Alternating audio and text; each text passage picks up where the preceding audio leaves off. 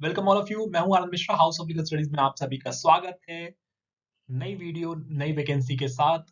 बहुत ही कम student aware होंगे इस पोस्ट के बारे में। याद रखिएगा, आईटीबीपी की Indo Tibetan border force police जो आपको देखने को मिलेगी, इसमें रिक्रूटमेंट 2025 की। अगर आपके पास भी एलएलबी डिग्री है तो आप एलिजिबल हैं। क्या है पोस्ट, बेसिकली डिटेल में डिस्कस करेंगे। कब से आप अप्लाई कर सकते हैं, क्या क्वालिफिकेशन है। टोटल सीट्स की बात करें, 7 सीट नोटिफाई हुई, याद रखिएगा, जो कि डिप्टी जज, ठीक है, डेप्यूटी जज की पोस्ट है। ठीक है, बहुत यूनिक पोस्ट आपको देखने को मिलती है और बहुत ही कम लोग इसके बारे में अवेयर होते हैं। ठीक है, डिटेल में डिस्कस करते हैं, देखते हैं। Indo Tibetan border force police force आपको देखने को मिलेगी, जो कि मिनिस्ट्री ऑफ होम अफेयर्स के अंडर आती रहेगी। इसमें रिक्रूटमेंट पोस्ट की बात करें, बहुत यूनिक नेम देखने को मिलेगा आपको। देखिए, डेप्यूटी जज, attorney general, deputy commandant post आपको देखने को मिलेगी। इसमें टोटल जो आईटीबीपी की वैकेंसी है, इसमें आप टोटल 7 वैकेंसीज देख रहे हैं, जिसमें हम डिटेल में डिस्कस करेंगे। तो अगर कैटेगरी वाइज हम बात करें तो अनरिजर्व के लिए 5 सीट नोटिफाई की गई है। शेड्यूल कास्ट के लिए ऑब्वियस बात है, एक भी सीट नहीं है, इसका मतलब आपको जनरल में कम्पीट करना पड़ेगा। शेड्यूल ट्राइब के लिए एक सीट है। अदर बैकवर्ड कैटेगरी के लिए एक सीट नोटिफाई की गई है।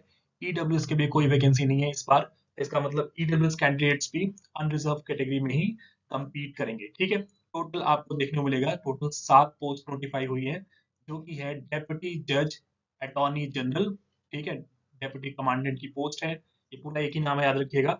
ये पोस्ट है आप लोगों की। ऐसे इसमें डिफरेंट आपको पोस्ट देखने को मिल जाती है। आप आईडीपीपी में देखेंगे तो इसमें आपकी जज अटॉर्नी जनरल भी होती है। ठीक है, आपका असिस्टेंट जज अटॉर्नी जनरल पोस्ट होती है। और ये आपको डेप्यूटी जज अटॉर्नी जनरल की पोस्ट देखने को मिल जाएगी। ठीक है, और ये जो पोस्ट है आपकी, वो सारी बैकलॉग और इस बार की देखने को मिलेंगी वैकेंसीज। और इसके अलावा अगर आप देखिए, टाइम टू टाइम अगर लगता है तो वैकेंसीज में और भी कुछ एडिशन हो सकता है। ठीक है, पे स्केल की बात करें तो 7th पे कमीशन के अकॉर्डिंग आपका पे लेवल जो है वो आपका 11 आपको देखने को मिलेगा। क्लियर सबको? अगर हम ऑनलाइन एप्लीकेशन, देखो आप वेबसाइट पे जाएंगे तो ऑनलाइन अप्लाई आप लोगों को फॉर्म करना है। आईटीबीपीएफ की जो ऑफिशियल वेबसाइट है, वहां पे आपको ये एप्लीकेशन का रिक्रूटमेंट का कॉलम जो है वहां पे देखने को मिलेगा। ऑफलाइन फॉर्म नहीं भरे जाएंगे। ठीक है, अब बात करेंगे हम लोग सर की वैकेंसीज कब से हम लोग फॉर्म भर सकते हैं। तो फॉर्म भरने की जो आपको डेट स्टार्ट होगी, ठीक है, ऑनलाइन एप्लीकेशन का जो मोड है वो स्टार्ट हो रहा है कल से, 2 तारीख से। 2 दिसंबर से आप फॉर्म स्टार्ट कर सकते हैं, याद रखिएगा। और क्लोजिंग डेट जो फॉर्म भरने की है वो 31 दिसंबर तक डेट दी जाएगी। ठीक है, पूरे 1 महीने का फॉर्म आपको डिटेल देखने को मिलेगा। ठीक है, ऑफिशियली अगर आप बात करें तो कल नोटिफिकेशन आप लोगों को, डिटेल नोटिफिकेशन मिलेगा जब ऑनलाइन एप्लीकेशन फॉर्म स्टार्ट हो जाएंगे। लेकिन उसके अलावा मैं बता दूं आपको चीजें जो इम्पोर्टेंट है। ठीक है, ये पिछले बार की वैकेंसी के अगर हम एलिजिबिलिटी क्राइटेरिया को देखें तो देख सकते हैं, डेप्यूटी जज अटॉर्नी जनरल, डेप्यूटी कमांडर की पोस्ट होती है, याद रखिएगा। पे स्केल आपका 11 मिलेगा 7th पे कमीशन के हिसाब से। जो ग्रुप ए गस्टेड पोस्ट आपको देखने को मिलती है, नॉन मिनिस्ट्रियल है। एज लिमिट की बात करें तो 40 ईयर्स आपकी एज लिमिट है। ठीक है, 40 साल एज लिमिट क्राइटेरिया यहाँ पे रखा गया, याद रखिएगा। उसके अलावा एज रजिस्ट्रेशन आपको दिखेगा, जो भी डिफरेंट आपको कैटेगरीज में देखने को मिलता है, जो कि 5 साल तक एज रजिस्ट्रेशन मिल जाता है जनरली। अब हम एलिजिबिलिटी की बात करें, इसेंशियल क्राइटेरियाज की, तो इसेंशियल क्राइटेरियाज क्या है। तो पहली चीज, आपके पास एलएलबी डिग्री होना चाहिए, बैचलर इन लॉ। ठीक है, एलएलबी डिग्री होना चाहिए। और ठीक है, equivalent 7 years experience in legal practice की बात कर रहा है। या आपके पास, ठीक है, या आपके पास अगर मास्टर डिग्री है, एलएलएम है आपके पास, तो आपके पास 5 साल का एक्सपीरियंस होना चाहिए लीगल प्रैक्टिस में। अगर आपके पास एलएलबी डिग्री है तो आपके पास 7 साल का एक्सपीरियंस हो। और अगर आपके पास मास्टर डिग्री है तो आपको 5 साल का एक्सपीरियंस चाहिए। ठीक है, ये सबको एलएलबी प्लस 7 इयर्स एक्सपीरियंस। और अगर आपके पास एलएलबी प्लस एलएलएम है भी है, एलएलएम में, तो उस केस में 5 इयर्स का एक्सपीरियंस आपको चाहिए। ये सबको क्लियर है? अगर आपने एलएलएम नहीं किया है तो वो कंपनसेट करने के लिए आपको 2 साल की एक्स्ट्रा प्रैक्टिस यहाँ पे डिमांड की गई है। और आपके पास इनरोलमेंट जरूर होना चाहिए, याद रखिएगा। शैल बी, देखो लिखो, qualified for enrolment as an advocate. तो इसका मतलब ऑब्वियस बात है, आपको लीगल प्रैक्टिस में अगर आपके पास 7 साल का एक्सपीरियंस है और उसके साथ आप इनरोल एज एन एडवोकेट होंगे, ठीक है, तो आप लोगों के लिए यहाँ पे वेल एंड गुड रहेगा। डिजायरेबल की बात करें, ठीक है, तो प्रेफरेंस किसे दी जाएगी? जिसके पास पोस्ट ग्रेजुएट डिग्री होगी। इसका मतलब एलएलएम अगर आपके पास है तो वो आप लोगों के लिए प्लस पॉइंट यहाँ पे देखने को मिलेगा। और अगर आपने आर्म फोर्सेस के जो स्पेशल लॉज के अंडर ट्रायल किया हुआ है कहीं, तो भी आपका 2 इयर्स का एक्सपीरियंस वहां भी है, तो वो भी एक आपके लिए प्लस पॉइंट ही देखने को मिल जाएगा।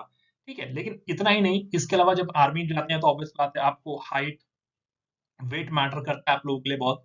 तो वो सारी चीजें भी आप लोगों के लिए बहुत इंपॉर्टेंट है। ठीक है, वो ध्यान देना कि देख सकते हैं फिजिकल स्टैंडर्ड भी आप लोगों को यहाँ पे मेंटेन करना पड़ेगा। मेल कैंडिडेट्स की बात करें तो मिनिमम हाइट की बात करें तो 165 सेंटीमीटर होनी चाहिए। ठीक है, 165 सेंटीमीटर आप लोगों की हाइट होनी चाहिए, याद रखिएगा। चेस्ट की बात करें, ठीक है, तो चेस्ट का भी कॉन्सेप्ट यहाँ पे देखने को मिलेगा। 81 सेंटीमीटर आप लोगों को, ठीक है, बिना फ्लाई मतलब सांस लेने के बाद बात करते हैं, तो उसके बाद 86 आप सब सांस ले लेते हैं, तो आपकी चेस्ट मेजर की जाती है। आर्मी आपने देखा होगा, चाहे वो आप एनडीए में जाएं या डिफरेंट एसएसबी में जाते हैं, तो आपको यहाँ पे देखने को मिलेगा क्राइटेरियाज है। ठीक है, फीमेल के लिए हाइट जो है वो थोड़ा 157 रखी गई है। ठीक है, 157 सेंटीमीटर अगर आपसे ऊपर है तो आप एलिजिबल याद रखिएगा। ठीक है, वेट की बात करें तो वेट आपको 50 केजीज दिख रहा है। ठीक है, आई साइट, ये सब चीजें आपको देखने को मिल जाती है। ठीक है सबको। ठीक है, वेट यहाँ पे फीमेल का प्रोपोर्शनल टू वेट के हिसाब से आपका जो भी हाइट के हिसाब से वेट का आपको देखने को मिलेगा क्राइटेरिया। प्लस आपका फ्लैट फुट नहीं होने चाहिए। ठीक है, जो आपके तलवे होते हैं पैर के, वो फ्लैट फुट नहीं होने चाहिए। नॉक नी वाला कॉन्सेप्ट नहीं होना चाहिए कि दोनों जो घुटने हैं वो एक साथ चिपके ना हो। तो ये सारी चीजें आपकी, आपको फिजिकल स्टैंडर्ड भी आपको मैच करना पड़ेगा। एज रिलैक्सेशन के रिगार्डिंग आप देखोगे तो हर चीज आपको यहाँ पे दिखेगी। 40 ईयर्स आपका एज लिमिट है।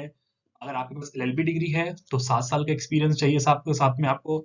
एलएलएम है आपके पास तो 5 साल का एलिजिबल, मतलब आपके पास लीगल एक्सपीरियंस है, तो आप लोगों के लिए मोर देन इनफ, याद रखिएगा। अगर आपका पोस्ट ग्रेजुएट डिग्री है तो आप लोगों के लिए ये बिल्कुल एक प्लस पॉइंट करेगा।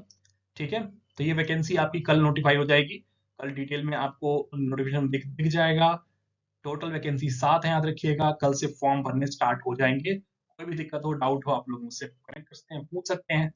ठीक है, टेलीग्राम चैनल पे आप लोग जुड़ सकते हैं मुझसे। इंस्टाग्राम को फॉलो कर लीजिए, यूट्यूब चैनल को सब्सक्राइब कर सकते हैं आप लोग फटाफट। ठीक है, और कांटेक्ट कर सकते हैं आप लोग मुझे, कोई भी दिक्कत है तो। ठीक है, थैंक यू सो मच।